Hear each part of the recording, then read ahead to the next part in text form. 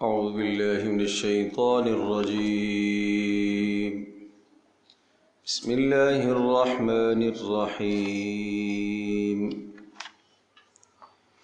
يا أيها الذين آمنوا لا تقدموا بين يدي الله ورسوله واتقوا الله إن الله سميع عليم. يا أيها الذين آمنوا لا ترفعوا أصواتكم فوق صوت النبي ولا تجهروا له بالقول كجهر بعضكم لبعض أن تحبط أعمالكم وأنتم لا تشعرون. إن الذين يغضون أصواتهم عند رسول الله أولئك الذين امتحن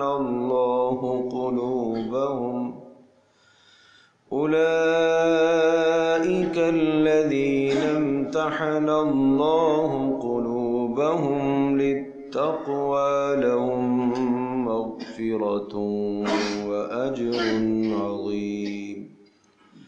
إن الذين ينادونك من وراء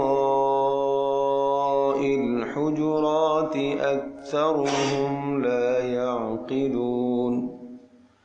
ولو أنهم صبروا حتى تخرج إليهم لكان خيرا لهم والله غفور رحیم.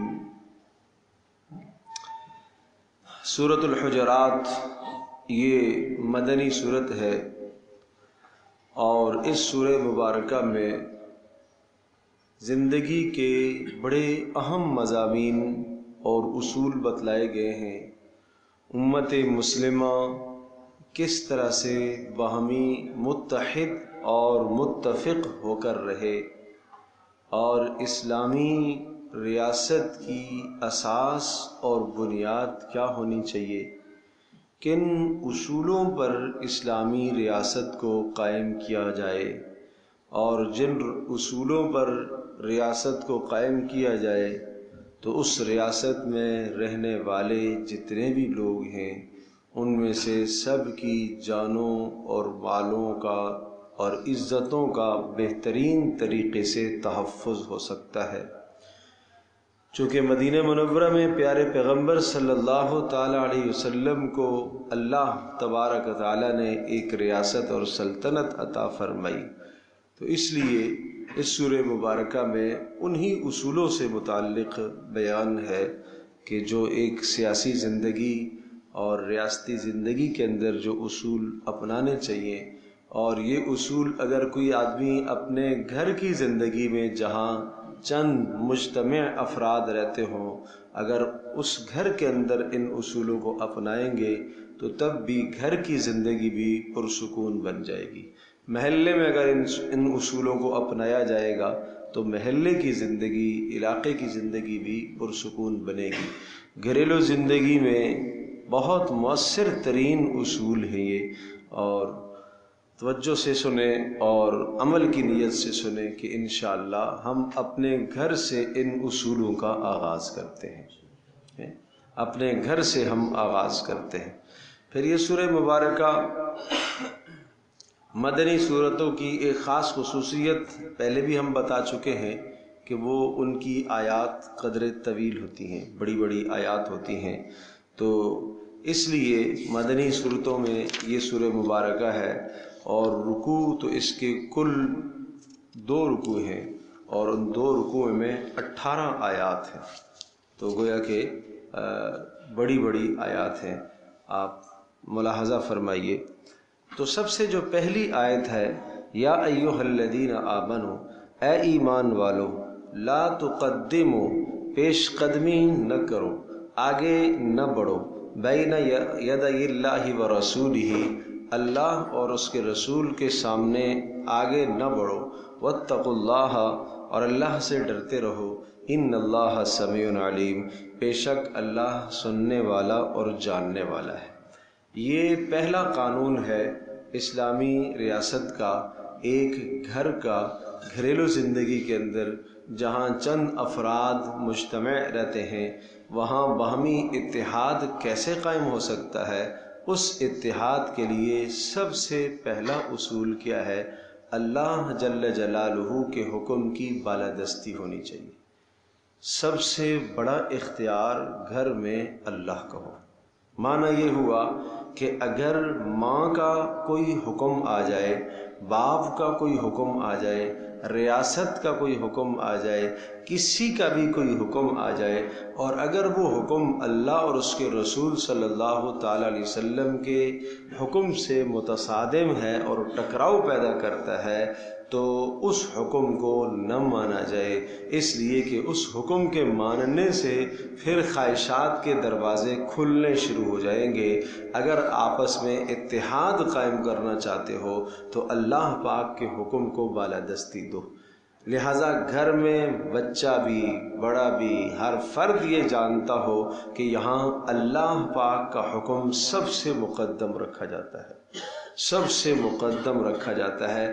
اللہ کی عظمت، اللہ کی اہمیت، اللہ کا احترام، اللہ کے آداب اور اللہ کی تعظیم اپنے بچوں کے دلوں میں ڈالی جائے تاکہ بچوں کے دلوں میں بھی یہ بات بیٹھے کہ ہمیشہ سے ہمیں اپنی زندگی کا اصول بنانا ہے، اور وہ اصول کیا ہے کہ اللہ تبارک تعالیٰ کے حکم کی ہمیشہ بالادستی ہوگی۔ میں اپنی خواہشات کو اللہ کے حکم کے سامنے چھوڑ دوں گا، میں اپنے جذبات کو اللہ کے حکم کے سامنے چھوڑ دوں گا، میں اپنی محبتوں کو اللہ کے حکم کے سامنے چھوڑ دوں گا، میں اپنی نفرت اور عداوت کو اور بغض کو اللہ کے حکم کے سامنے چھوڑ دوں گا۔ میرا جی یہاں محبت کا چاہ رہا لیکن اللہ کی نافرمانی ہے، مجھے یہ محبت نہیں چاہیے۔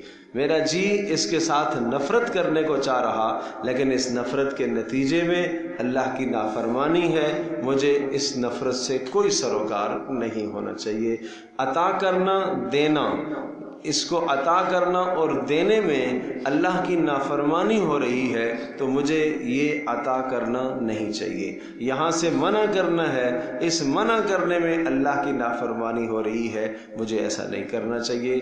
تو گھر کی زندگی کے اندر بھی ایک بیوی ہونے کی حیثیت سے وہ یہ سوچے کہ میرے زوج کا، شوہر کا جو حکم ہے اس حکم کو پورا کرنے میں کہیں اللہ کی نافرمانی تو نہیں ہو رہی ہے۔ لا طاعت لمخلوق فی معصیت الخالق، مخلوق کی اطاعت وہاں نہ کرنا جہاں خالق کی، اللہ کی نافرمانی ہو رہی ہو، تو لہٰذا بیوی کو بھی وہاں اطاعت کرنا جائز نہیں ہے جہاں اللہ پاک کی نافرمانی ہوتی ہو۔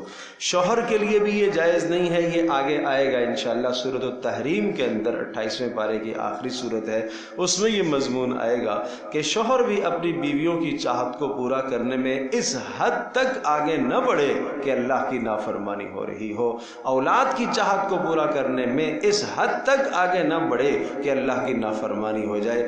سب سے مقدم اللہ کا حکم ہے، اللہ کے رسول کا حکم ہے، اس لیے فرمایا لا تقدموا بین یدی اللہ ورسولہ، اللہ اور اس کے رسول کے حکم کے سامنے پیش قدمی مت کرو، آگے مت بڑھو، اس سے آگے مت بڑھو۔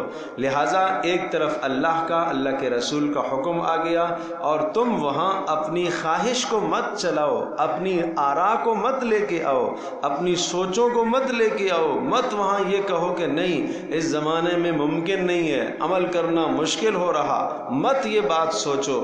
واتقوا اللہ، اللہ کا ڈر اختیار کرو، اللہ سے ڈرتے رہو، خوب اللہ کی نافرمانی سے بچتے رہو۔ یہ کیسی زندگی ہے، یہ کیسی زندگی تمہاری ہے کہ اللہ کی نافرمانی کر کے تم جی رہے ہو؟ کیسے تم جی رہے ہو اللہ کی نافرمانی کر کے؟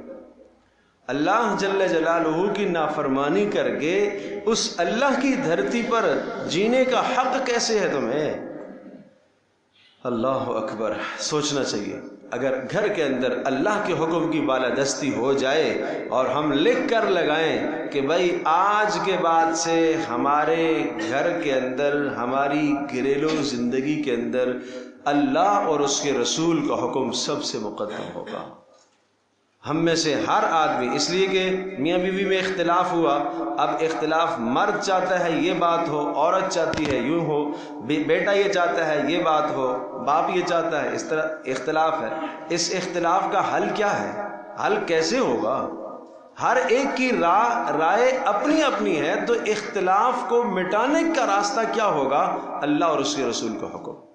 یہاں آ کے ساری سوچیں جمع ہو جائیں گی، یہاں آ کے ساری آراء جمع ہو جائیں گی، ہر کوئی اپنی رائے کو اللہ کے حکم کے سامنے چھوڑ دے، اللہ کے رسول کی سنت کے سامنے اپنی رائے کو، اپنی چاہت کو، اپنے احساسات کو، اپنے جذبات کو، اپنی محبتوں کو، اپنی نفرتوں کو اللہ اور اس کے رسول صلی اللہ علیہ وسلم کے حکم کے سامنے چھوڑ دے اور نیچے کر دے۔ یہ ہے ایک گھر کی، گھرانے کی کامیابی کی بہترین ضمانت ہے، اور ایک اسلامی ریاست کی کامیابی کے لیے بہترین اصول ہے، لا تقدموا بین یدی اللہ ورسولہ۔ تو آئیے ہم عزم کرتے ہیں کہ ہم اپنے گھر میں انشاءاللہ ثم انشاءاللہ اس کا عمل کریں گے، اور ہم یہ گھر میں اہتمام کروائیں گے کہ اللہ اور اس کے رسول کے قانون اور حکم کی ہمیشہ کیا رہے گی؟ بالادستی رہے گی انشاءاللہ ثم انشاءاللہ۔ ان اللہ سمیع علیم، سن لو اللہ سننے والا بھی ہے، یہ عقیدہ رکھو اور اپنے بچوں کو یہ سمجھاؤ اللہ سننے والا ہے اور اللہ جاننے والا ہے۔ اپنے ماتحتوں کے دماغوں میں اور دلوں میں یہ عقیدہ بھرو، انہیں سمجھاؤ اللہ سننے والا ہے، اللہ جاننے والا ہے۔ تم تنہائی میں چھپ کر جو کچھ کرتے ہو اللہ جاننے والا ہے، تم جو سرگوشیاں کرتے ہو اللہ سننے والا ہے، تم ناجائز سرگوشیاں کرتے ہو اللہ سننے والا ہے، تم ناجائز اعمال کرتے ہو گھر کی چار دیواری کے اندر اور کمرے کی چار دیواری کے اندر اور کھڑکیوں کے پردے گرا کر جہاں کوئی نہیں دیکھ رہا، لیکن سن لو اللہ علیم ہے، اللہ جانتا ہے۔ اس کے بعد دوسرا اصول اور قانون سمجھایا، یا ایھا الذین آمنو، اے ایمان والو، لا ترفعوا اصواتکم، اپنی آوازوں کو بلند نہ کرو، لا ترفعوا، مت اونچا کرو، اصواتکم، اصوات صوت کی جمع ہے، اپنی آوازوں کو اونچا نہ کرو، فوقا اوپر، صوت النبی، نبی کی آواز کے اوپر اپنی آواز کو مت لے جاؤ، ولا تجہروا لہ بالقول، اور ولا تجہروا لہ، اور جب آپ نبی سے مخاطب ہو کر بات کر رہے ہو تو تب بھی تجہروا، آپ اونچا نہ کرو، لہو، نبی کے سامنے، بالقول، اپنی بات کو، کجہری، کا جیسا کہ، جہری بعضکم، جہر منا اونچا کرنا، جیسا کہ تم میں سے بعض کے سامنے اونچا بولتے ہیں، ان تحبط اعمالکم، یہ اس لیے کہ کہیں تمہارے اعمال ضائع نہ ہو جائیں، وانتم لا تشعرون، اور تمہیں شعور بھی نہ ہو، تمہیں پتہ بھی نہ چلے، کہیں ایسا نہ ہو کہ تمہارے اعمال برباد ہو جائیں، ضائع ہو جائیں۔ رسول اکرم صلی اللہ تعالی علیہ وسلم کی خدمت میں صحابہ کرام رضی اللہ عنہم اجمعین بیٹھے ہوئے تھے، تو ایک موضوع پر باہمی کچھ بات چیت چھڑ گئی۔ تو موضوع یہ تھا کہ ایک قبیلے کے اوپر امیر مقرر کرنا تھا، تو کس کو مقرر کیا جائے؟ تو مختلف آراء آئیں اور ان آراء کے اندر ذرا آواز بلند ہونے لگی۔ تو جب آواز بلند ہو گئی، حضرت عمر رضی اللہ تعالی عنہ کی آواز ویسے بھی قدر اونچی تھی، ان کی آواز بلند ہوئی، اور اسی طرح سے ابوبکر صدیق رضی اللہ تعالی عنہ کی رائے الگ تھی، حضرت عمر کی رائے الگ تھی، دونوں بزرگوں کی رائے الگ رائے تھی۔ اس موقع پر یہ آیت بینہ نازل ہوئی، خبردار نبی کی مجلس میں بیٹھ کر نبی کی آواز سے اپنی آواز کو اونچا مت کرنا، خبردار، نبی کی مجلس میں بیٹھ کر نبی سے اپنی آواز کو اونچا مت کرنا۔ نمبر 2، اگر نبی سے تم خود بات کر رہے ہو تو تب بھی نبی کے ساتھ بات کرنے میں بھی احتیاط برتنا، نبی کی آواز سے آپ کی آواز بلند نہ ہو۔ گویا کہ اس قانون کی دو شقیں ہیں، یعنی نبی کی مجلس کے آداب بھی سمجھائے کہ مجلس کے آداب یہ ہے کہ تم آپس میں گفتگو کرو تو تب بھی تمہاری آواز اونچی نہیں ہونی چاہیے، اور نمبر دو، اگر نبی کے ساتھ تم گفتگو کرو تو تب بھی تمہاری آواز اونچی نہیں ہونی چاہیے۔ تو یہ نبی کی مجلس کے آداب سکھائے۔ نبی کی مجلس کون سی مجلس ہوتی ہے؟ وہ علم کی مجلس ہوتی ہے، وہ عمل کی مجلس ہوتی ہے، وہ تعلیم کی مجلس ہوتی ہے، وہ تربیت کی مجلس ہوتی ہے۔ تو نبی کی مجلس میں آواز کا اونچا کرنا تو حرام تھا۔ نبی کے ساتھ بولنے اور گفتگو کرنے میں آواز کو اونچا کرنا حرام کر دیا، لیکن آج بھی اسلامی مجالس، دینی مجالس جہاں لگتی ہیں وہاں علماء، مشائخ، اہل علم کے یہ آداب ہیں۔ یہ آداب سمجھائیں کہ اس مجلس سے تمہیں استفادہ جب ہوگا، فائدہ تمہیں جب ہوگا کہ جب تم اس مجلس میں بیٹھ کر ہمہ تن گوش اور متوجہ ہو کر صاحب مجلس کی طرف متوجہ رہو، اور آپس میں تم بات چیت نہ کرو، آپس میں تم کسی قسم کی بات چیت نہ کرو، اور اگر آپس میں بات چیت کرنے کی کوئی نوبت آئے بھی تو پھر تمہیں کم از کم آواز کو اونچا نہیں رکھنا چاہیے۔ گو کہ اب علماء، صلحاء، مشائخ کی مجلس میں اگر کوئی اونچا بولے گا تو یہ حرام تو نہیں کہا جائے گا، لیکن خلاف ادب ضرور ہے۔ اور تیسری بات بڑی اہم سمجھنے کی ہے، بڑی اہم بات، غور سے سنیے گا۔ رسول اکرم صلی اللہ تعالی علیہ وسلم اب دنیا میں نہیں ہے، اب نبی علیہ السلام کی مجلس تو نہیں ہے، لیکن نبی علیہ الصلوۃ والسلام کی احادیث جب پڑھی جا رہی ہوں، آپ علیہ السلام کے ارشادات سنائے جا رہے ہوں تو اس ادب کو ملحوظ رکھا جائے، اور نبی علیہ الصلوۃ والسلام کے روضہ مبارکہ پر جب جایا جائے اور وہاں جا کے سلام پیش کیا جائے تو وہاں اسی طرح کا ادب ہے، وہاں آواز کا اونچا کرنا جائز نہیں ہے۔ اب بھی نبی علیہ الصلوۃ والسلام کے روضے پر آواز کو اونچا کرنا اور زور سے سلام پیش کرنا، اونچی آواز سے چیخ کے بولنا، یہ وہاں جائز نہیں ہے، آواز کا اونچا کرنا جائز نہیں ہے، اس کا خیال رکھا جائے، یہ وہاں کا ادب بھی ہے۔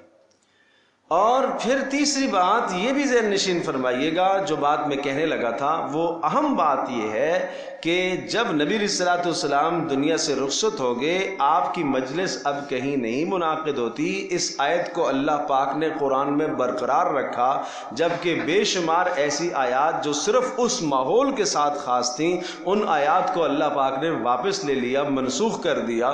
اس آیت کو اللہ پاک نے برقرار رکھا، جبکہ یہ آیت صرف نبی سے کی مجلس سے متعلقہ ہے۔ تو میں نے عرض کیا، ایک تو ادب سمجھایا تاکہ انسانوں کو سمجھنا چاہیے، مسلمانوں کو، کہ علماء، مشائخ جن راستوں سے تمہیں علم آتا ہے ان راستوں کے یہ آداب ہیں، اور نمبر دو خاص طور پر یہ بات ذہن نشین فرمائیے، وہ بات کیا ہے کہ دیکھو، نبی کی آواز سے، اپنی آواز کو اونچا کرنے سے کیا ہو جائے گا؟ نقصان کیا بتایا؟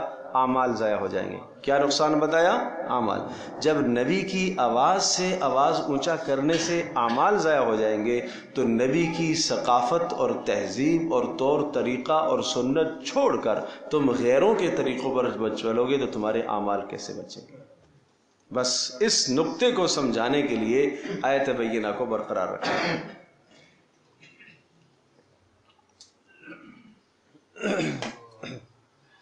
اس لیے بھائی اپنی زندگیوں کا احتساب کرو۔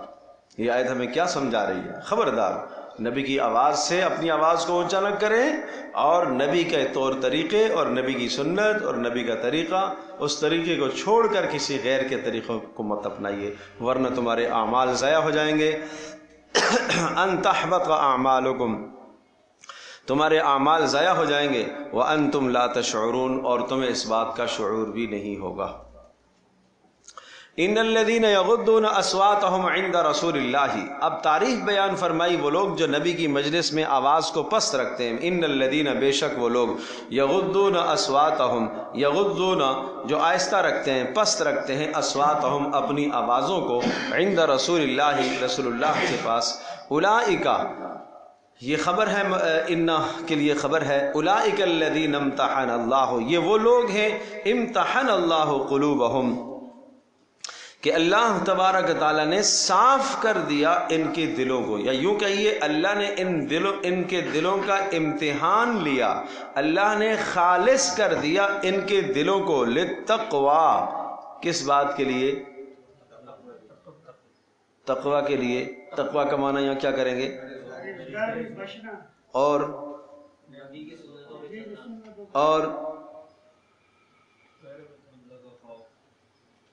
اور بچنا، نبی کی بے ادبی سے بچنے کے لیے اللہ نے ان کے دلوں کو خالص کر لیا. حد درجے کا ادب تھا رسول اللہ صلی اللہ تعالی علیہ وسلم کا ادب ان کے دلوں میں، صحابہ کرام کے دلوں میں حد درجے کا پیارے پیغمبر صلی اللہ علیہ وسلم کا ادب موجود تھا. ایک ایک صحابی کا کیا ادب، اور کیا آپ علیہ السلام کی محبت، کیا رسول اکرم صلی اللہ علیہ وسلم کا ادب. آپ علیہ السلام مسجد میں خطبہ ارشاد فرما رہے، حضرت عبداللہ ابن مسعود رضی اللہ تعالیٰ عنہ تشریف لا رہے تھے، اور آپ کی آواز آئی بیٹھ جائیں بیٹھ جائیں. اس آواز کو سن کر عبداللہ بن مسعود جہاں کھڑے تھے وہیں بیٹھ گئے، ایک قدم دروازے کے اندر، ایک قدم دروازے کے باہر تھا. یہ ادب دیکھیے کہ اللہ کے نبی نے کہہ دیا بیٹھ جائیں، تو اب اس کے بعد قدم آگے نہیں بڑھ سکتا. آج کتنی مجالس، کتنی جگہ ایسی ہیں جہاں اللہ کے نبی نے جانے سے منع فرمایا، ہمارے قدم تو اٹھتے ہیں وہاں، ہمارے قدم تو وہاں نافرمانیوں کو جاتے ہیں، ہمارے قدم تو بڑے فخر سے وہاں جاتے ہیں، اور ہم کہتے ہیں کیا کریں جی، کیا کریں، لوگوں کو تو ناراض نہیں کر سکتے. اللہ کا رسول ناراض ہو تو ہو، اللہ ناراض ہو جائے تو پرواہ نہیں ہے. اللہ اکبر، کتنا بڑا ظلم ہے. لوگ ناراض نہ ہو جائیں، کوئی کس کو راضی کرنے کے چکر میں، کوئی کس کو راضی کرنے کے چکر میں، کوئی کس کو راضی کرنے کے چکر میں. وہ راضی کرنا اللہ کے بندو یہ عارضی ہے بھائی، یہ عارضی ہے. یہ لذتیں دنیا کی فانی ہیں، یہ عارضی ہیں. اس کے پیچھے اللہ کی نافرمانیاں نہ کرو، اللہ کی نافرمانیوں سے اپنے قدموں کو روک لو، اللہ کے رسول صلی اللہ تعالی علیہ وسلم کی نافرمانی سے اپنے قدموں کو پیچھے کر لو. یہ بے ادبی نہ کرو. آج کافر بے ادبی کرتا ہے نبی علیہ السلام کی، کافر توہین اور تذلیل کرتا ہے. ارے کافر سے تو خیر کی توقع نہیں ہے نا، اس سے کیا توقع ہے؟ آج مسلمان اگر رسول اللہ صلی اللہ تعالی علیہ وسلم کی سنت پر، آپ کے طریقے پر دوسروں کے طریقوں کو ترجیح دیتا ہے، تو اس کا مطلب یہی ہے نا کہ یہ رسول اللہ صلی اللہ تعالی علیہ وسلم کی توہین کے در پہ ہے، یہ رسول اللہ کا دل دکھا رہا ہے، یہ آپ علیہ السلام کا دل دکھا رہا. تو اس لیے بھائی سوچنے کی بات ہے، سوچنے کی بات ہے، بہت غور سے سننے کی بات ہے کہ اولئک الذین امتحن اللہ، اللہ نے ان کے دلوں کو پاک کر دیا، خالص کر دیا تقوی کے لیے، یعنی ادب کے لیے. لہم مغفرۃ واجر عظیم، اور ان کے لیے مغفرت کا وعدہ بھی ہے اور بہت بڑے اجر عظیم کا وعدہ ہے. لہم مغفرۃ، اللہ ان کے گناہوں کو معاف کرے گا. ادب کی برکت سے کیا ہوگا؟ گناہ معاف ہو جائیں گے، اور اجر عظیم ملے گا. کس کی برکت سے؟ ادب کی برکت سے. ماں باپ کے آداب بجا لاؤ، اپنے مشائخ اساتذہ کے آداب کو بجا لاؤ، اس کے بدلے میں اللہ گناہوں کو معاف کرے گا. ایک شخص سے گناہ ہو گیا، رسول اللہ صلی اللہ تعالی علیہ وسلم کی خدمت میں حاضر ہوئے، اللہ کے رسول مجھ سے گناہ ہو گیا، میں کیا کروں؟ آپ علیہ السلام نے فرمایا کہ ماں زندہ ہے؟ نہیں اللہ کے رسول، ماں تو زندہ نہیں. حل لک من خالہ، کیا آپ کی کوئی خالہ زندہ ہے؟ جی خالہ تو زندہ ہے.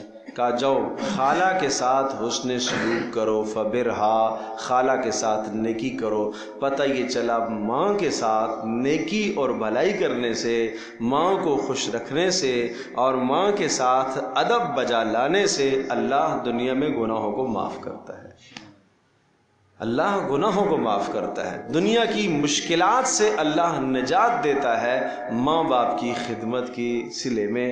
دنیا کی مشکلات، وہ جو 3 اصحاب غار کے اندر بند ہو گئے تھے اور سامنے آ کر چٹان گر گئی تھی اور ہر ایک نے اپنا اپنا عمل پیش کیا، تو اس عمل کے نتیجے میں اللہ تبارک و تعالیٰ نے ان کو نجات دی۔ تو ایک نے کیا عمل پیش کیا تھا کہ اللہ میں شام کو آتا تھا بکریاں چرا کر، تو بوڑھے ماں باپ کو آ کے دودھ پلایا کرتا تھا، پھر اپنے بچوں کو دیتا تھا۔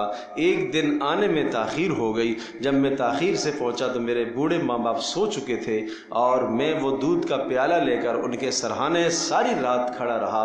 بچے بلبلاتے رہے، ان کو میں نے نہیں پلایا کہ نہیں، پہلے ماں باپ کا حق ہے، پھر میں اپنے بچوں کو پلاؤں گا۔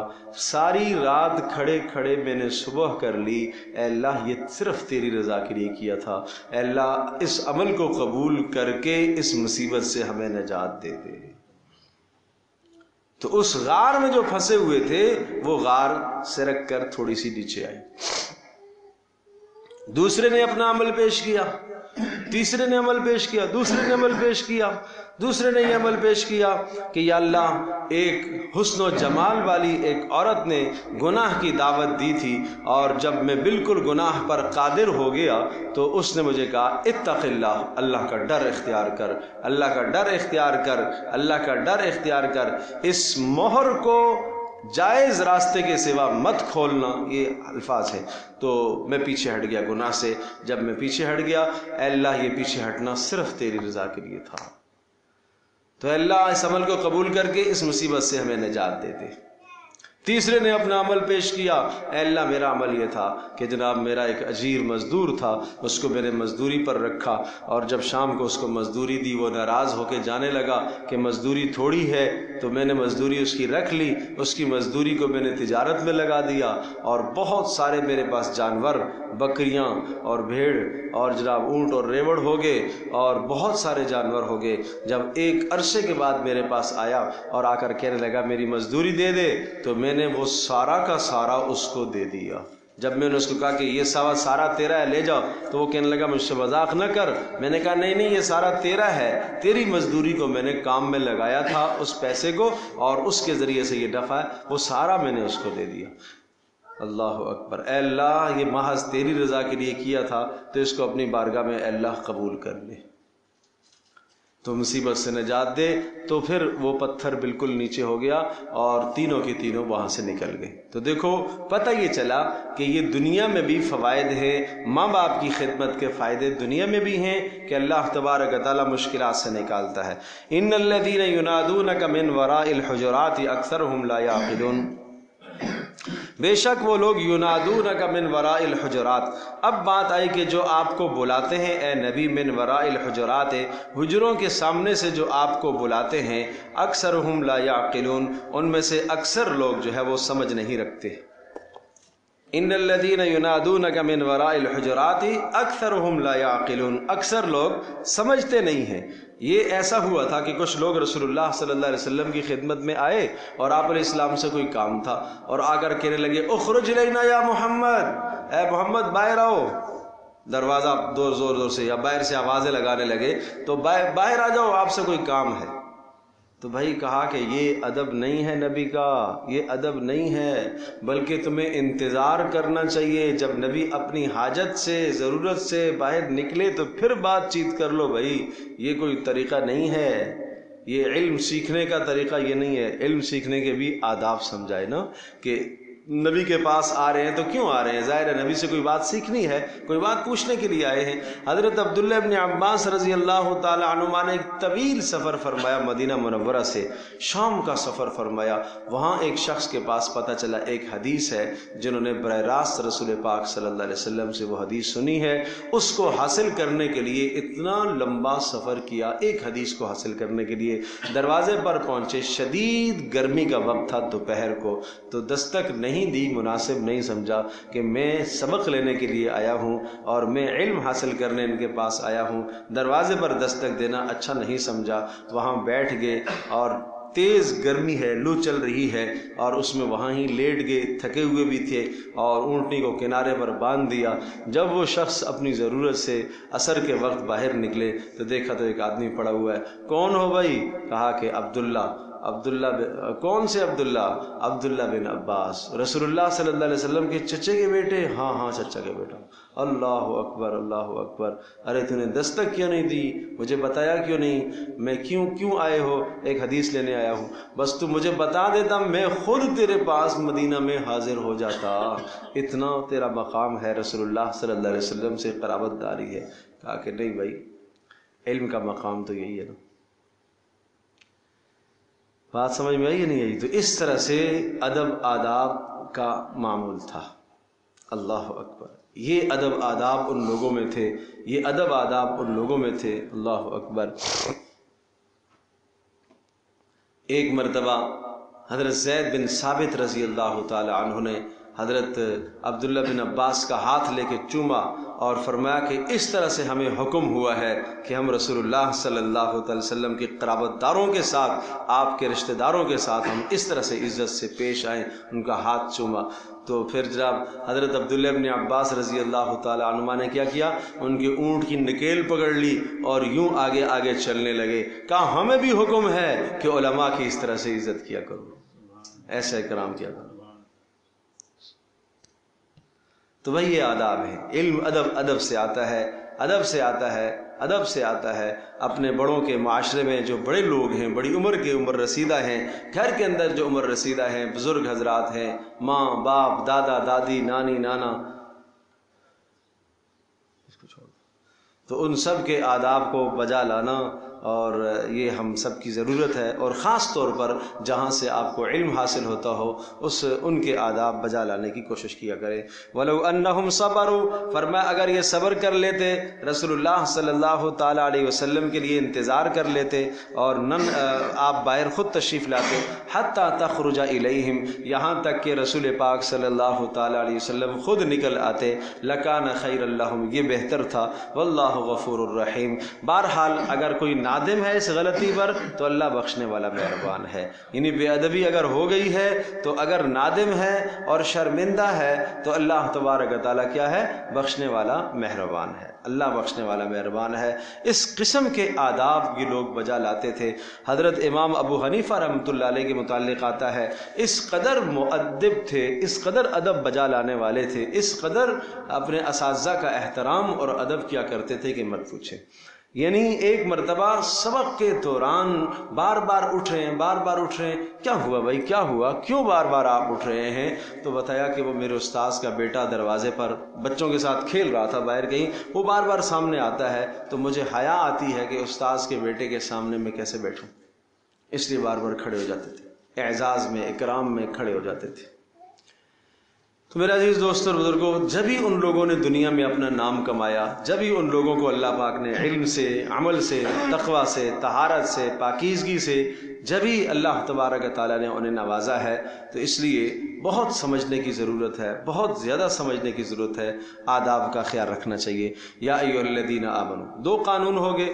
پہلا اصول سمجھایا کہ اللہ اور اس کے رسول کے حکم کی بالادستی ہونی چاہیے۔ نمبر دو، آداب سمجھائے، رسول کی مجلس کے آداب سمجھائے اور ان آداب کے ضمن میں اپنے بڑوں کے، اساتذہ کے، مشائخ کے، علماء کے آداب بھی ضمن میں آگے۔ اب تیسرا اصول ہے اسلامی ریاست کا، اور اسی طرح سے ایک گھر کا، ایک گھریلو زندگی کا تیسرا بڑا مؤثر اور بہترین اور خوبصورت اصول وہ کیا ہے کہ ہر سنی سنائی بات پر کان نہ دھرے جائے، ہر سنی سنائی بات پر کان نہ دھرے جائیں، نقصان اٹھاؤ گے۔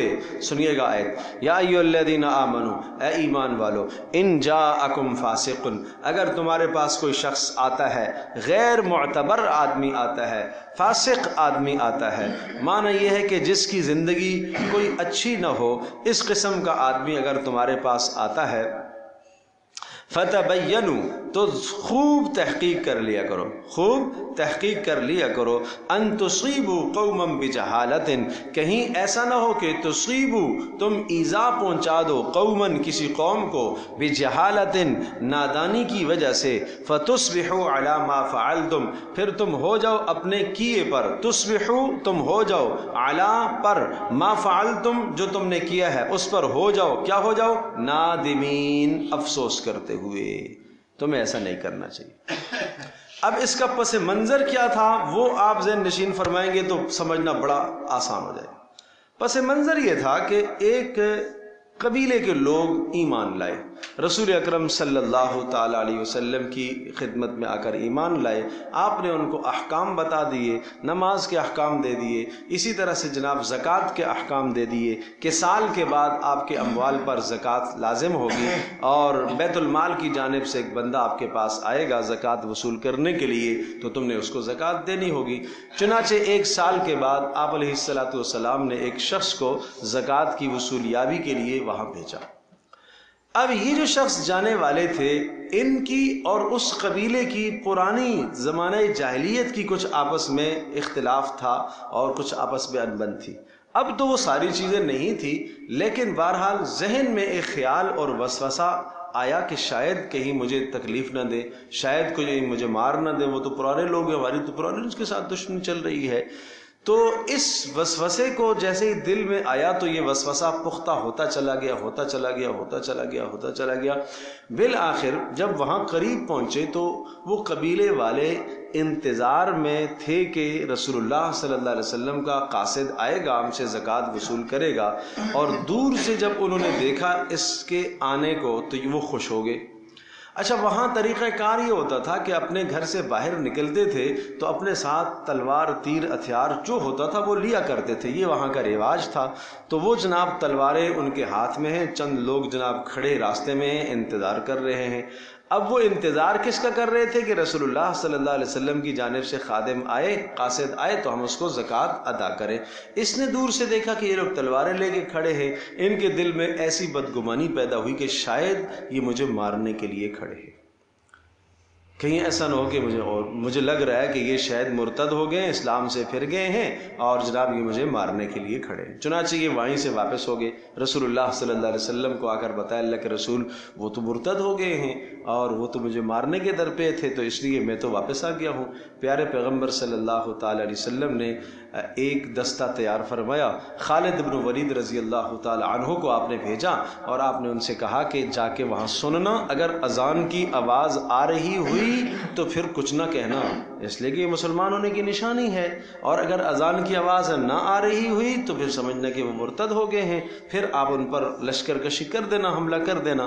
خالد بن ولید رضی اللہ تعالیٰ عنہ وہاں پہنچے تو دیکھا تو وہاں اذان کی آواز آ رہی ہے اور جناب وہاں نماز بھی باجماعت ہو رہی ہے اور سارے اعمال ہو رہے ہیں۔ خالد بن ولید نے ملاقات کی تو کہا بھائی ہم تو اتنے دن سے انتظار میں، رسول اللہ کا قاصد کہاں ہے، آپ نے تو دیر کر دی آتے آتے۔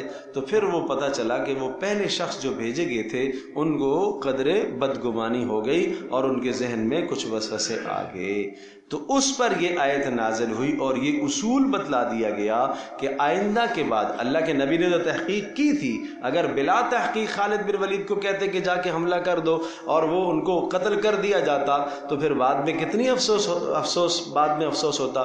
اسی لیے قانون بنا دیا گیا کہ جب تمہارے سامنے کوئی بھی آدمی خبر لے کر آئے اور یوں کہے کہ جناب فلاں نے تمہارے بارے میں یہ کہا ہے، تو آپ اس آدمی کو دیکھو یہ آدمی معتبر ہے یا غیر معتبر ہے، کیسا ہے یہ آدمی۔ اگر معتبر آدمی بھی ہے تو عین ممکن ہے اس کو سننے میں غلطی لگی ہو، سمجھنے میں غلطی لگی ہو، ممکن ہے اس نے کچھ اور کہا ہو، اس نے کچھ اور سنا ہو۔ تو بلا تحقیق تم چڑھائی نہ کرو، تم چلے گئے ڈنڈا لے کر اور فلاں کے پاس اور پہنچ گئے۔ اسی طرح سے گھر میں جناب مرد داخل ہوا اور مرد کے سامنے ایک شکایات کا انبار لگا دیا، بیوی نے اپنی ماں کی شکایات کا، ساس کی شکایات کا انبار لگا۔ اب اس نے جناب آؤ تاؤ نہ دیکھا اور جناب فوری اپنی ماں سے جھگڑنے لگا، یا ماں نے ایک شکایات کا انبار لگا دیا اور اس نے کچھ بھی نہ دیکھا، نہ تحقیق کی، نہ سوچا، نہ کچھ کیا، فوری جناب بیوی کو برا بھلا کہنا شروع کر دیا۔ اور بیوی کو برا بلا یہاں تک کہ طلاق کے لفظ بھی زبان سے نکل گئے. اب بعد میں پتہ چلا کہ نہیں، بات تو یہ تھی، وہ تو یہ تھی، اس نے تو یہ کہا تھا، اس نے تو یہ کہا تھا. اب کیا ہو سکتا ہے؟ سمجھے بھائی؟ اب تو کچھ نہیں ہو سکتا. اس لیے اصول سمجھایا کہ ٹھنڈے دماغ سے سوچو. انتقام تم نے لینا، یہ گھر کی زندگی ہے، یہ اسلامی معاشرہ ہو رہا ہے، اسلامی معاشرے کی باتیں چل رہی ہیں. تو اسلامی معاشرے میں اگر تمہارے سامنے کسی کی غلط خبر آتی ہے تو تم تھوڑی سی تحقیق کر لو کہ آپ کا مسلمان بھائی ہے، کہیں ایسا نہ ہو آپ اس کو نقصان پہنچا بیٹھو.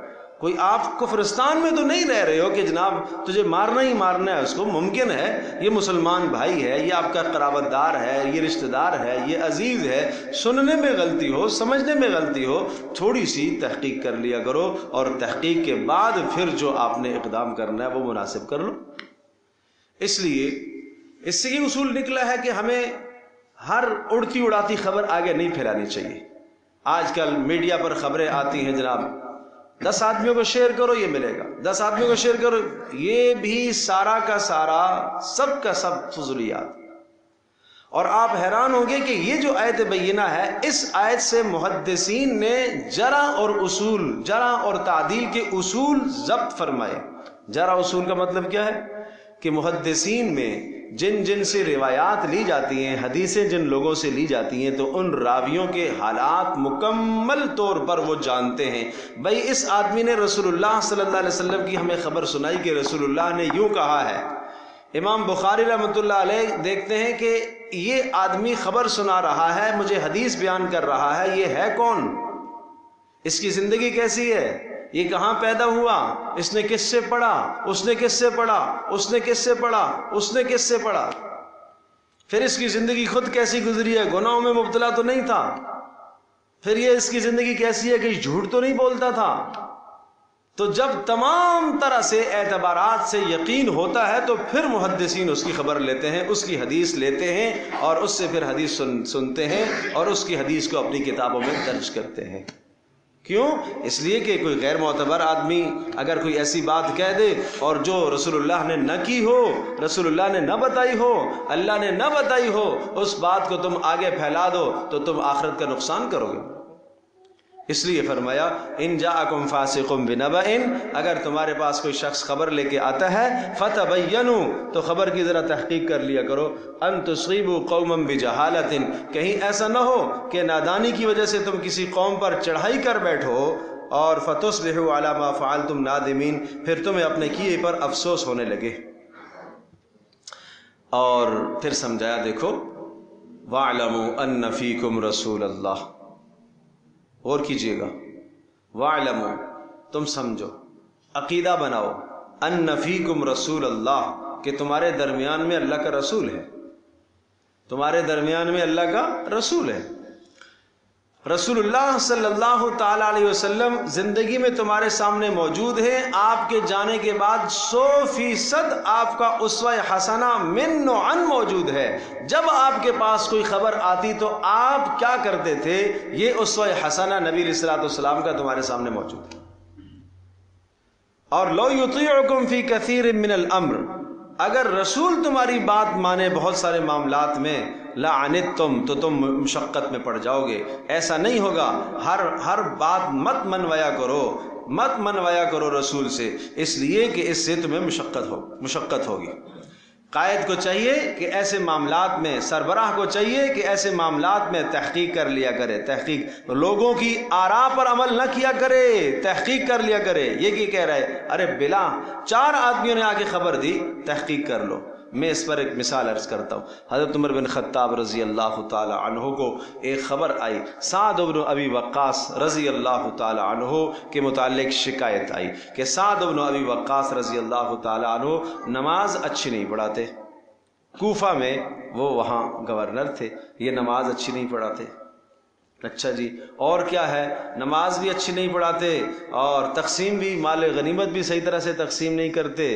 اس قسم کے اعتراضات تھے. تو جو خبر لینے والے آئے، حضرت عمر رضی اللہ تعالی عنہ کا معمول یہ ہوتا تھا کہ جیسے کوئی خبر آتی کسی کے متعلق، پہلا کام تو یہ کرتے تھے کہ اس کو معزول کرتے تھے، معزول کچھ وقت کے لیے، پھر تحقیق کرتے تھے. کیوں؟ اس لیے کہ معزول فوری اس طرح سے کرتے تھے کہ جو لوگ خبر لے کر آئے ہیں نہیں معلوم ان کی خبر درست ہے یا غلط ہے، کیسی ہے نہیں پتا، لیکن اگر فوری ان کی خبر کو نظر انداز کیا گیا تو کوئی پروپیگنڈا نہ کھڑا کرے۔ یہ ایک اصول تھا ان کا کہ اگر نظر انداز کیا گیا تو ان کو پروپیگنڈا کرنے کا موقع نہ ملے، تو کچھ لمحے کے لیے معزول فرما دیتے تھے اور پھر تحقیق کرتے تھے۔ تو حضرت سعد کو پیچھے کر دیا اور تحقیقی جماعت روانہ فرما دی، تحقیقی جماعت روانہ فرما دی، خود بھی تحقیق کی، ہر طرح کی تحقیق کی۔ تو سنا سعد تم نماز ٹھیک نہیں پڑھاتے ہو؟ کہا امیر المومنین نماز تو وہ پڑھاتا ہوں جو رسول اللہ صلی اللہ علیہ وسلم پڑھایا کرتے تھے۔ کہا مجھے آپ سے یہی گمان ہے۔ حضرت عمر نے کہا سعد مجھے آپ سے یہی گمان تھا۔ خیر جب پتہ چلا کہ ساری کی ساری باتیں غلط ثابت ہوئیں تو سعد رضی اللہ تعالیٰ عنہ کو واپس اس منصب پر برقرار رکھا اور تمام کی تمام کوفے کی جگہوں سے، ہر مسجد سے تحقیق کرنے والوں نے تحقیق کی۔ ایک آدمی نے کھڑے ہو کے ایک جملہ بولا، باقی کسی نے کچھ نہیں کہا، اور اس پر حضرت سعد نے کہا تھا اے اللہ اگر یہ ریا کاری کی وجہ سے اور اپنی برتری چاہنے کی وجہ سے اگر یہ کھڑا ہوا ہے اور یہ میرے خلاف اس قسم کی باتیں کرتا ہے تو اے اللہ اس کو دنیا میں سزا دے، اس کو دنیا میں سزا دے۔ اتنا دل دکھا سعد رضی اللہ تعالیٰ عنہ کا، اے اللہ اس کو دنیا میں اس کی زندگی لمبی کر اور اس کے اوپر فتنوں کو بھیج دے، فتنوں کی یلغار ہو اس پر۔ تو روایت میں آتا ہے کہ زندگی اس کی اتنی بڑی ہوئی، اتنی لمبی زندگی ہوئی، اتنا بوڑھا ہو گیا کہ پلکیں اس کی گر گئی تھی آنکھوں پر اور پلکیں اٹھا کے دیکھتا تھا۔ اور اس حال میں بھی فتنے کیا تھے کہ راستے میں چلتے چلتے چلتے چلتے عورتوں کے ساتھ چھیڑ چھاڑ کرتا تھا۔ اس عمر کے اندر بھی وہ باز نہیں آتا تھا۔ تو کہا کرتا تھا کہ مجھے سعد بن ابی وقاص کی بد دعا کھا گئی، مجھے سعد کی بد دعا لگ گئی ہے۔ تو اللہ پاک ہم سب کی حفاظت فرمائے۔ بھائی بلا وجہ کسی کے خلاف اس قسم کی باتیں کرنا اور بلا وجہ اپنی رائے قائم کرنا، میرا خیال یہ ہے، تمہارا خیال یہ ہے، یہ خیال یہ ہے، بدگمانی۔ ایک آدمی راستے سے آ رہا ہے تو آپ اچھا گمان کرے، ایک گناہ کا راستہ بھی ہے اور نیکی کا راستہ بھی ہے، وہاں مسجد بھی ہے اور سمجھ لو کہ شراب خانہ بھی ہے، تو آپ تصور کرو بھائی مسجد سے آ رہا ہوگا، آپ اچھا گمان کریں نا کہ مسجد سے آ رہا ہوں۔ ذرا سی بدگمانی، یہ آج کل یہ موبائلوں پر تو اور زیادہ بدگمانیاں ہو۔ تو اب میں ایک مثال عرض کرتا ہوں، کل پرسوں کی بات ہے، ایک ساتھی کو میں نے میسج کیا تو اس نے مجھ سے کہا کہ آپ کون؟ حالانکہ اتنا کلوز تعلق والا ساتھی ہے، قریبی تعلق والا ساتھی ہے، تو خیر کون؟ تو اب دل میں بدگمانی تو آ رہی ہے، لیکن وہ اسی دن شام کو ملاقات بھی ہو گئی۔ تو میں نے اس کو میسج دیکھا، میں نے کہا یار یہ کیا ہے؟ کہا مول صاحب وہ میرا موبائل چوری ہو گیا، نمبر سارے اسی میں چلے گئے۔ تو مطلب کہنے کا یہ ہے کہ ہم کیا جلدی بدگمان ہوتے ہیں۔ کوئی تعویل کر لیا کرو، اس نے موبائل دیکھا نہیں ہوگا، فون دیکھا نہیں ہوگا، میسج دیکھا نہیں ہوگا، یہ ہوا ہوگا، اچھا وہ جناب سین ہو جاتا ہے، نہیں سین بھی ہوا ہے، پھر بھی اس نے کسی بچے نے سین کر لیا ہوگا، یہ بھی تو ہو سکتا ہے نا۔ کوئی اچھا گمان کر لو تو اختلافات نہ پھیلے، تاکہ جھگڑے نہ پھیلے، تاکہ ہیں جی۔ اسی طرح سے یہ ایک بڑی اہم بات کہ گھروں سے خواتین اپنے شوہروں کو میسیجز کرتی ہیں جب وہ کام پر ہوتے ہیں، اور دیکھ لیا ہے جواب نہیں دیا صاحب نے، بھائی دیکھ لیا، ممکن ہے کام میں پھنسا ہوگا، جواب نہیں دے گا، انتظار کر لو، کیوں بدگمان ہوتی ہو؟ پھر ٹھک سے دوسرا میسج، پھر ٹھک سے تیسرا میسج، اور تمہیں تو احساس ہی نہیں ہے گھر کا۔ نہیں بھائی ایسا نہیں کرو، جذبات میں نہیں آؤ، تحمل سے کیا کرو۔ یہ چیزیں گھر میں تنازع پیدا کرتی ہیں، یہ اختلاف پیدا کرتی ہے، تو اس لیے خیال کرنا چاہیے ان باتوں میں۔ اللہ اکبر۔ ولیکن ہاں لو یطیعکم فی کثیر من الامر، اگر رسول تمہاری بات کو مان لیتے ہیں اور تم رسول اگر تمہاری ہر چیز میں وہ تمہاری بات مانے، لعنتم، تو تم مشقت میں پڑ جاؤ گے۔ ولیکن اللہ حبب الیکم الایمان، بڑی پیاری 5 صفات اللہ نے ذکر فرمائی ہیں صحابہ کی۔ ولیکن اللہ، لیکن حبب الیکم الایمان، اللہ پاک نے تمہارے دلوں میں ایمان کو محبوب بنا دیا، ایمان کو محبوب، حببا محبوب کر دیا، الیکم تمہاری طرف، الایمان ایمان کو، وزینہ فی قلوبکم اور اللہ تبارک و تعالیٰ نے ایمان کو تمہارے دلوں کے اندر مزین کر دیا۔ مانا مزین، دل میں ایمان مزین ہوا تو ظاہر بھی ایمان کے مطابق ہو گیا، تمہارا چلنا پھرنا اٹھنا بیٹھنا لباس وضع قطع سب اسلام کے مطابق۔ وَكَرَّهَ إِلَيْكُمُ الْكُفْرَ اور اللہ نے نفرت ڈال دی تمہارے دلوں میں، الکفر کفر کی، والفسوق بڑے گناہ کی، والعصیان اور اسی طرح سے ظلم اور زیادتی کی۔ تو مطلب یہ ہوا کہ جس آدمی کے اندر ایمان محبوب ہو جائے اور ایمان اس کے دل کی زینت بن جائے اور کفر اور فسق اور فجور اور نافرمانی اور ظلم اس کے نزدیک ناپسندیدہ ہو جائے، اولئک هم الراشدون، یہی ہے نیک راہ پر چلنے والے، یہی ہے نیک رشد۔ یہ ہدایت سے بھی بلند درجہ ہے رشد۔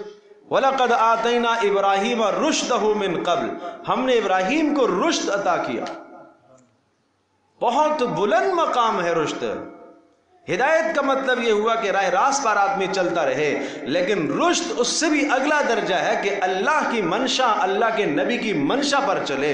ایک یہ ہے کہ اللہ اور اس کے رسول کے حکم پر چلنا، دوسرا یہ کہ اللہ اور اس کے رسول کی چاہت کیا ہے، منشا رسول کیا ہے، اس پر چلنا، یہ بڑے اعلیٰ درجے کی بات ہے۔ تو صحابہ کا یہ مزاج تھا، رسول اللہ صلی اللہ تعالی وسلم کی منشا کیا ہے، اللہ کے نبی کی چاہت کیا ہے، اس پر چلتے تھے۔ اللہ اکبر۔ اولئک هم الراشدون فضلا من اللہ و نعمہ، فرمایا یہ تو ہے فضل بھائی اللہ کی جانب سے، فضلا من اللہ و نعمہ، یہ اللہ کی طرف سے فضل ہے اور اللہ کی طرف سے نعمت ہے، واللہ علیم حکیم اور اللہ جاننے والا اور حکمت والا ہے۔ مانا یہ خوبیاں جس کو اللہ نے عطا کی ہیں یہ اللہ کا فضل ہے۔ اب سنو رسول اللہ صلی اللہ علیہ وسلم کی دعا، آج سے اس دعا کو اپنی دعاؤں میں شامل کرو۔ مانگو گے اللہ سے؟ کیا دعا ہے؟ اسی آیت سے آپ نے دعا اخذ کر کے دعا مانگی، اللہم حبب الینا الایمان وزینہ فی قلوبنا وکرہ الینا الکفر والفسوق والعصیان واجعلنا من الراشدین۔ کیا مطلب؟ اللہم اے اللہ، حبب الینا الایمان، اے اللہ ایمان ہمارے نزدیک محبوب بنا دے، وزینہ فی قلوبنا اور اس کو ہمارے دلوں میں مزین فرما دے، وکرہ الینا الکفر والفسوق والعصیان اور اے اللہ کفر کو، فسوق کو اور عصیان کو ہمارے نزدیک ناپسند کر دے، ناپسند کر دے، اور وجعلنا من الراشدین، اے اللہ ہمیں راشدین میں سے بنا لے۔ یہ دعا آسان ہے، مشکل نہیں ہے۔ تو ولیکن اللہ کے بعد آپ کیا لفظ لکھیں گے؟ اللہم کہیں گے، اور یہ حببہ ہے، اس کو آپ کیا کہیں گے؟ حبب، دعا ہے نا، امر ہو جائے گا، حبب الینا، الیکم کی جگہ پر الینا، اللہم حبب الینا الایمان وزینہ، یہ زینہ ہے، اس کو آپ لکھیں گے زینہ، زینہ، زینہ نون کے زیر کے ساتھ، وزینہ فی قلوبنا، اب لکھیں گے قلوبنا، وزینہ فی قلوبنا، نا کا معنی ہمارے دل، کم تمہارے دل، وکرہ، اور اس کو کیسے لکھیں گے؟ کرہ، را کے زیر کے ساتھ اور ہا کے سکون کے ساتھ، وَكَرِّهْ إِلَيْنَا الْكُفْرَ وَالْفُسُوقَ وَالْعِصْيَانَ، إِلَيْنَا الْكُفْرَ وَالْفُسُوقَ وَالْعِصْيَانَ، اور وَجْعَلْنَا مِنَ الرَّاشِدِينَ، وَجْعَلْنَا مِنَ الرَّاشِدِينَ۔ یہ دعا ہے پیارے پیغمبر صلی اللہ علیہ وسلم کی دعاؤں میں، اس دعا کو شامل کیجیے۔ بہرحال پہلا قانون کہ اللہ اور اس کے رسول کے حکم کی کیا ہونی چاہیے؟ بالادستی ہونی چاہیے۔ دوسرا قانون بتایا تھا رسول کی محفل کے آداب سمجھائے تھے۔ تیسرا قانون بتایا تھا کہ غیر معتبر آدمی کی خبر کی کیا کر لینی چاہیے؟ تحقیق کر لینی چاہیے۔ اب چوتھی بات آئی ہے، چوتھا قانون آیا ہے، اور یہ بھی بڑا اہم قانون ہے، وہ بھی سن لیجیے گا۔ کہ اسلامی معاشرہ ہے اور اسی طرح سے ایک گھر کے اندر آپ رہنے والے لوگ ہو، ایک محلے کے اندر رہنے والے آپ افراد ہیں، قرابت داریاں ہیں، بامی رشتہ داریاں ہیں، تو آپس میں کبھی کبھی نوک جھوک ہو جاتی ہے، آپس میں اختلاف ہو جاتا ہے۔ جب اختلاف ہو گیا تو دوسروں کی ذمہ داری ہے، غور سے سنیے گا، اختلاف ہو گیا تو باقیوں کی ذمہ داری ہے کہ اس اختلاف کو رفع دفع کریں۔ آج دو آدمی لڑ مر رہے ہیں آپس میں، خاندان میں، رشتہ داروں میں دو آدمی سخت آپس میں دشمن ہیں، اور 4 سال ہو گئے، 6 سال ہو گئے آپس میں بات چیت نہیں کرتے۔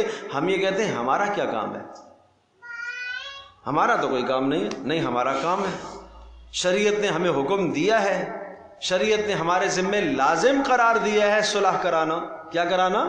صلح کرانا۔ سنیے گا، وَإِن طَائِفَتَانِ، اور اگر دو گروہ من المؤمنین، ایمان والوں میں سے، اقتتلوا، آپس میں لڑ پڑے، فَأَصْلِحُوا بَيْنَهُمَا، تو ان دو گروہوں کے درمیان میں کیا کر لو؟ صلح کر لو۔ تو پتہ یہ چلا کہ مسلمانوں کے گروہ میں صلح کرانا کس کی ذمہ داری ہے؟ باقیوں کی ذمہ داری ہے۔ ان دونوں کے دلوں میں تو شیطان گھسا ہوا ہے، وہ تو نہیں صلح کرنا چاہتے، لیکن آپ پہل کر لو، آپ چلے جاؤ، آپ چلے جاؤ، ایک کے پاس جا کے کہو کہ بھائی میں وہاں سے اٹھ کے آیا ہوں اور وہ تو آپ کی بڑی اچھائیاں بیان کر رہے ہیں، بڑی تعریفیں کر رہے ہیں، حالانکہ نئی تعریفیں اس نے کی ہیں۔ اس جگہ پر جھوٹ سے سہارا لینا بھی جائز ہے۔ دوسرے کے پاس آپ چلے جاؤ کہ بھائی میں ابھی تو اس کے پاس سے آیا ہوں، وہ تو آپ کی بہت تعریف کر رہا ہے، آپ ویسے ہی غصے میں ہو رہے ہیں۔ اس طرح سے ان دونوں کے دل آپس میں قریب ہوں گے۔ ایک دوسرے کی اچھائیاں دوسرے کو بتاؤ تو اس سے کیا ہوں گے؟ دل قریب ہوں گے۔ ہم جا کے کہتے ہیں نہیں اس نے تو یہ خلاف آپ کے خلاف کہا ہے، وہ اس نے تو یہ کہا ہے آپ کے خلاف، اس سے تو اور نفرتیں پیدا ہوں گی، قدورتیں پیدا ہوں گی، اور دل ٹوٹیں گے بھائی۔ اس لیے یہ بہت پیارا اصول ہے، ہم سب کو اپنانا چاہیے۔ میاں بیوی لڑ گئے، صلح کرا دو، ماں کو چاہیے صلح کرا دے۔ باپ بیٹے میں اختلاف ہو گیا، دوسرا بھائی صلح کرا دے۔ کہیں بھی گھر میں اختلاف ہو گیا، دو بھائیوں میں اختلاف ہو گیا، بہنوں میں اختلاف ہو گیا، صلح کراؤ، اس کو آگے نہ بڑھنے دو۔ اس لیے کہ جتنا اس معاملے کو آپ پرانا کرتے رہیں گے، نفرت وہاں جڑیں پکڑتی رہے گی، پکڑتی رہے گی، پکڑتی رہے گی، اور شیطان ظالم ہر ایک کو دوسرے کی برائیاں دکھاتا رہے گا، دکھاتا رہے گا، اور دل پھٹ جائیں گے۔ پھر اختلاف نہیں رہتا، پھر ہو جاتا ہے شقاق۔ شقاق کا معنی اتنے دل پھٹ گئے ہیں کہ اب جڑنے کی کوئی صورت نہیں بنتی۔ اب یہاں تک کہتے ہیں میرے جنازے پر بھی نہیں آئے گا، میری قبر پر بھی نہیں آئے گا، یہ اتنے دل پھٹ جاتے ہیں۔ پھر یہ سستی کس کی ہے؟ آس پاس والوں کی سستی۔ تو اس لیے ہمارا فریضہ ہے بھائی، رسول اللہ صلی اللہ تعالی علیہ وسلم نے اصلاح ذات البین، دو آدمیوں کے درمیان میں صلح کرانے کو بہت بڑا عمل قرار دیا ہے۔ نفلی عبادت سے آپ نے اس کو اعلیٰ عمل قرار دیا ہے۔ آپ خود تشریف لے گئے ایک قبیلے کے اندر صلح کرانے کے لیے، آپ خود تشریف لے گئے، خود بنفس النفیس آپ کے۔ تو لہٰذا آپ کو پتہ چلے اپنے اعزاء میں، اقربا میں جو لوگ روٹھے ہوئے ہیں، آج اللہ کا حکم آپ نے سن لیا ہے کہ روٹھے ہوئوں کے درمیان میں کیا کرا لو؟ صلح کرو۔ تو آج اس پر عمل کریں گے انشاءاللہ، ہم جا کے کریں گے نا۔ وہ ایک بار کی بات نہیں ہے، شیطان جو دل میں وہی نفرت بیٹھی ہوئی ہے، تو کئی آپ کو محنت کرنی پڑے گی، کھرچنے کی محنت کرنی پڑے گی آپ کو۔ آپ ایک بار، دو بار، بار بار جائیں، بار بار، ارے ٹھیک ہے، بار بار اگر ان کو آپس میں ایک دوسرے سے نقصان ہوتا ہے تو کم از کم حجر نہیں ہونا چاہیے۔ حجر بنا ترک، تعلق کا ترک نہیں ہونا چاہیے۔ آمنے سامنے آئے، سلام کر لو، خوشی غمی میں شریک ہو گئے۔ ایسا ہی لا تعلق، بالکل ہی لا تعلق، بالکلیتاً چھوڑ دینا، یہ جائز نہیں۔ ٹھیک ہے، آپ کا مزاج نہیں ملتا ان کے ساتھ اور آپ کو ان سے نقصان پہنچتا ہے، ان کو اپنے گھر میں لانے سے نقصان ہوتا ہے، آپ کو ان کے گھر میں جانے سے نقصان ہوتا ہے، تو یہ آنا جانا نہ کرو، لیکن آمنے سامنے آئے تو منہ نہ پھیرو بھائی۔ آمنے سامنے آ جائے تو مل لو، مصافحہ کر لو، خیر خیریت پوچھ لو، اور اسی طرح سے جناب غمی خوشی میں شریک ہو جاؤ۔ یہ تو حق ہے ایک مسلمان کا نا۔ یہاں اسلام آپ کے جذبات کی بھی رعایت رکھتا ہے کہ نہیں، تمہیں دوستی کرنی ہی کرنی ہے، نہ کرو، لیکن کم از کم لا تعلق نہ رہو۔ اب سنیے گا، وَإِن طَائِفَتَانِ مِنَ الْمُؤْمِنِينَ اقْتَتَلُوا، اور فرمایا کہ اگر مومنوں کے دو گروہ آپس میں لڑ پڑیں، فَأَصْلِحُوا بَيْنَهُمَا، اور دونوں کے درمیان میں صلح کرا دو، فَإِن بَغَتْ إِحْدَاهُمَا عَلَى الْأُخْرَى، اور اگر ان دو گروہوں میں سے ایک بغت زیادتی کرے، بغت کا معنی کیا؟ زیادتی کرے، إِحْدَاهُمَا ان دو گروہ میں سے ایک دوسرے پر زیادتی کرے، عَلَى الْأُخْرَى اخرى پر، دوسرے پر، فَقَاتِلُوا الَّتِي تَبْغِي حَتَّى تَفِيءَ إِلَى أَمْرِ اللَّهِ، تو فقاتل التی، پھر قتال کرو جو خلاف ورزی کر رہا ہے، وہ باغی فرقہ جو ہے نا، باغی صلح کرنے کو نہیں چاہتا اور وہ فتنہ فساد برپا کرتا ہے، تو اس کے خلاف تم علم جہاد اور قتال بلند کرو، حتی تفیء الی امر اللہ، یہاں تک کہ وہ اللہ کے حکم کی طرف واپس آ جائے۔ یہ ذرا سمجھیں اس بات کو۔ اسلامی ریاست اور سلطنت ہے، اس میں باہمی اتحاد اور اتفاق یہ سب سے بنیادی چیز ہے، باہمی اتحاد۔ اگر باہمی اتحاد پارا پارا ہو جائے گا تو تمہاری طاقتیں بکھر جائیں گی، تمہاری طاقتیں دو حصوں میں منقسم ہو جائیں گی۔ اس وقت یہ دو قبیلے ہیں، آپس میں لڑ پڑے، اب دو قبیلوں کے درمیان میں آپ صلح کرائیں۔ اگر صلح نہیں کرتے، ایک قبیلہ زیادتی کرتا ہے، تو کہا اسلامی ریاست کا حکم ہے کہ وہ جو زیادتی کرنے والا قبیلہ ہے وہ باغی، چونکہ اسلامی حکم نہیں مانتا نا، اسلامی حکم نہیں مانتا، تو اس کے خلاف شرعی حد نافذ کرے، شرعی حد نافذ کرے اور اس کو اس بغاوت سے روکے۔ اگر نہیں روکے گا تو وہ آج ایک قبیلہ ہے، اپنے ساتھ لوگوں کو جوڑتے جوڑتے جوڑتے ایک بڑا جتھا اور ایک بڑی جماعت اور بڑا لشکر بن جائے گا، اور پھر پوری اسلامی سلطنت کی جڑوں کو کھوکھلا کر دیں گے۔ اس لیے ضروری ہے کہ ایسی بغاوت کا قلع کما کیا جائے اور ایسی بغاوت کو ملک کے اندر نہ رہنے دیا جائے۔ بات سمجھے؟ لیکن یہ بات وہی ہے، پھر کہوں گا، یہ اسلامی ریاست کی ذمہ داری ہے، صلح تو سب کی ذمہ داری ہے، لیکن اگر آپ نہیں مانتے تو آپ کا کام نہیں ہے کہ آپ ڈنڈا لے کے اس کو پیٹنا شروع کر دیں، یہ اسلامی ریاست کا کام ہے۔ اس لیے فرمایا کہ فَقَاتِلُوا الَّتِي تَبْغِي حَتَّى تَفِيءَ إِلَىٰ أَمْرِ اللَّهِ فَإِنْ فَاءَتْ، اگر وہ گروہ اور وہ قبیلہ جو باغی تھا، فاءت، اگر وہ لوٹ آتا ہے اللہ کے حکم کی طرف، فَأَصْلِحُوا بَيْنَهُمَا، تو ان دونوں کے درمیان میں تم پھر جو آپ صلح کرا لو، بالعدل، کس کے ساتھ؟ عدل کے ساتھ، عدل کے ساتھ۔ ہائے ہائے ہائے، بڑی اہم بات ہے، بڑی اہم بات ہے۔ قرابت داری کی وجہ سے تم اس کی طرف مت جھک جاؤ، مالداری کی وجہ سے مت ادھر جھکو، غربت کی وجہ سے مت ادھر جھکو کہ اس کی حمایت کروں اس لیے کہ یہ غریب ہے، اس کی حمایت کروں اس لیے کہ یہ رشتہ دار ہے، اس کی حمایت کروں اس لیے کہ یہ مالدار ہے۔ نہیں، عدل کرو، عدل کرو، عدل، انصاف کے ساتھ، انصاف کے ساتھ۔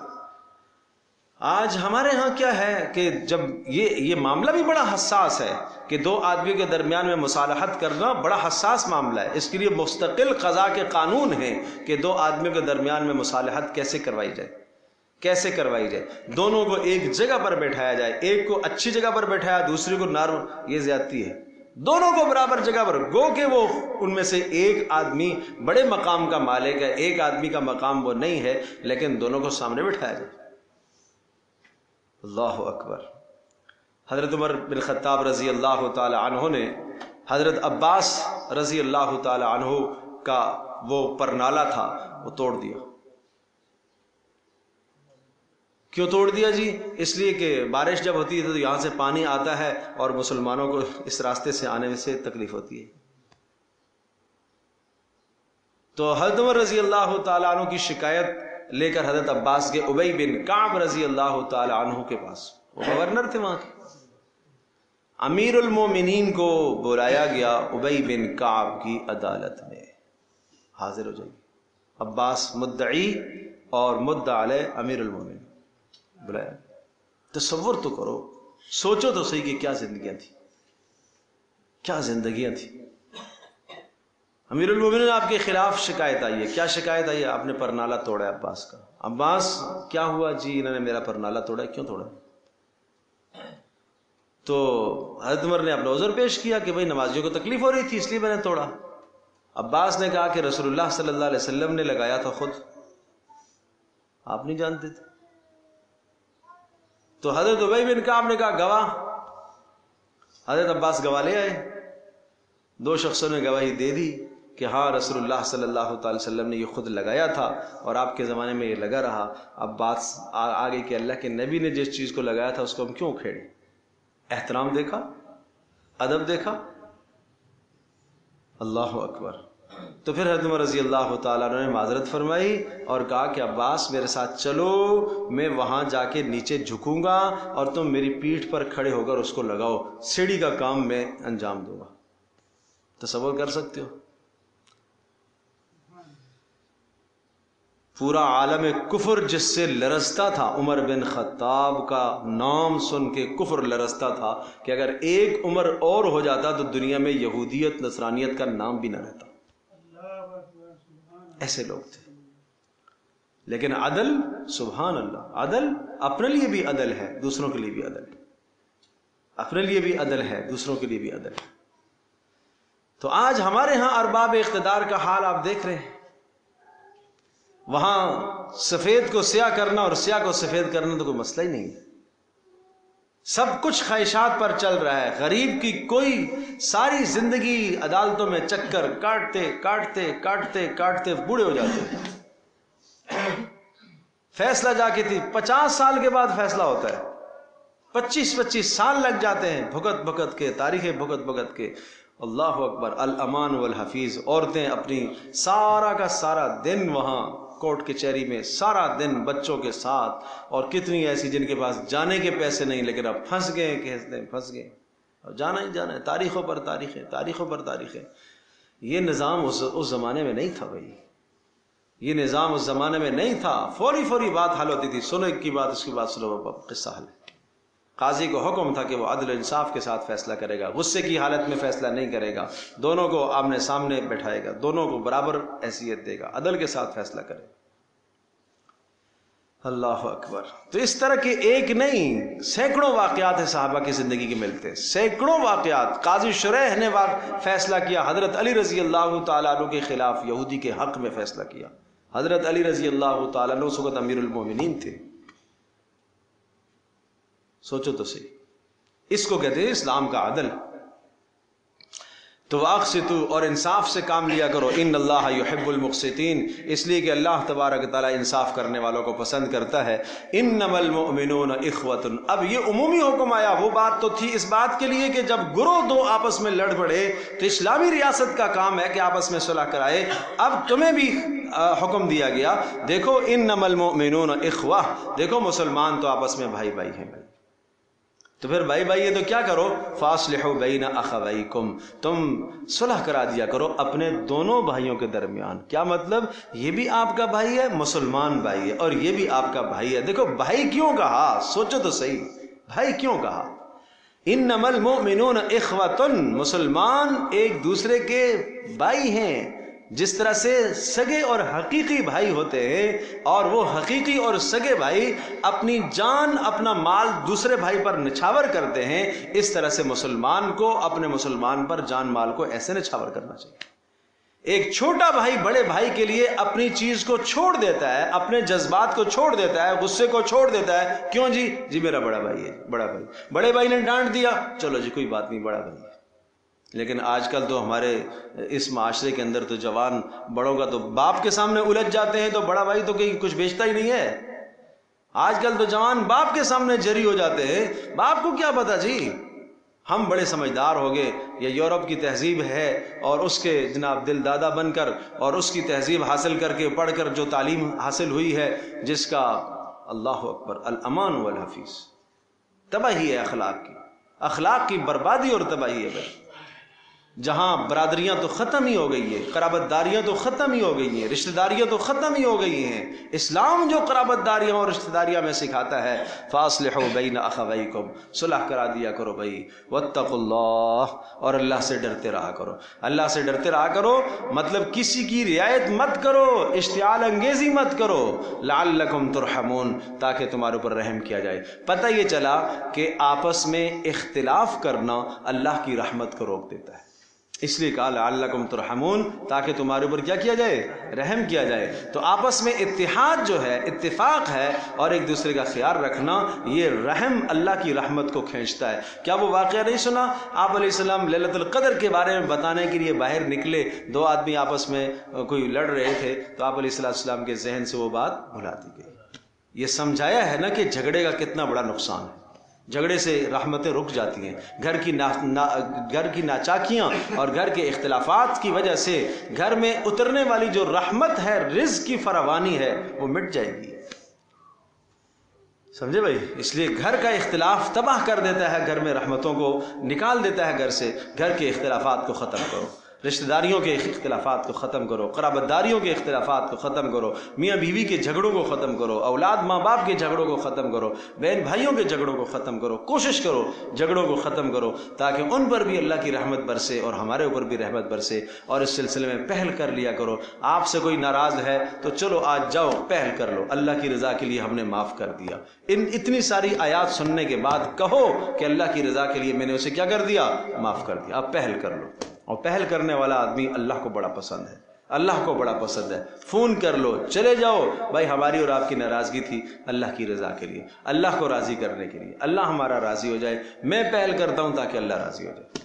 اللہ پاک ہم سب کے لیے سمجھنا عمل کرنا آسان فرمائے. وآخر دعوانا الحمدللہ رب العالمین. الحمدللہ رب العالمین والصلاة والسلام علی سید الانبیاء والمرسلین. اللهم ارحمنا بالقرآن العظيم واجعله لنا إماما ونورا وهدى ورحمة. اللهم ذكرنا منما نسينا وعلمنا منما جهلنا وارزقنا تلاوته آناء الليل وأطراف النهار واجعله لنا حجة يا رب العالمين. اللهم تقبل منا إنك أنت السميع العليم وتب علينا إنك أنت التواب الرحيم. وصلى الله تعالى على خير خلقه محمد وعلى آله وصحبه أجمعين.